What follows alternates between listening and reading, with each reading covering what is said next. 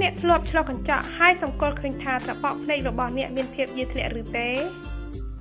បើត្របកភ្នែកយាធ្លាក់មកក្រមកលើភ្នែករបស់យើងមិនគ្រាន់តែមើលទៅឃើញចាស់ជាងអាយុប៉ុណ្ណោះទេ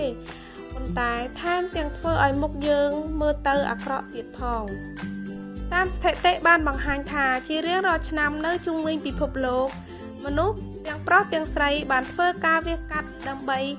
កែត្របកភ្នែករបស់ខ្លួនប៉ុន្តែកុំបារម្ភអីបើអ្នកមានបញ្ហាទាំងអស់នេះអ្នកអាចសាកល្បងវិធីម៉ាស្សាដែលខ្ញុំនឹងបង្ហាញនៅក្នុងវីដេអូនេះ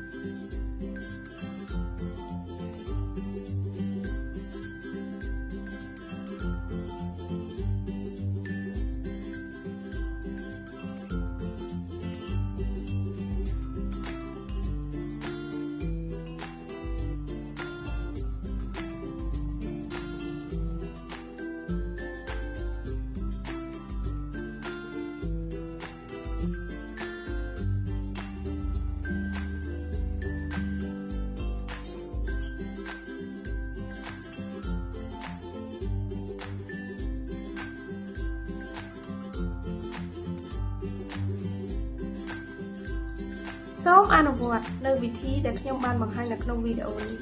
ខ្ញុំជឿជាក់ថាអ្នកនឹងទទួលបានលទ្ធផលជាទីគាប់ចិត្តដោយគ្រាន់តែអនុវត្តជារៀងរាល់ថ្ងៃចាសូមអរគុណសូមជម្រាបលាសូមអរគុណសម្រាប់ការទស្សនាសូមជួយចុច like និង Subscribe មុំសៀ Channel សម្រាប់វីដេអូថ្មីៗ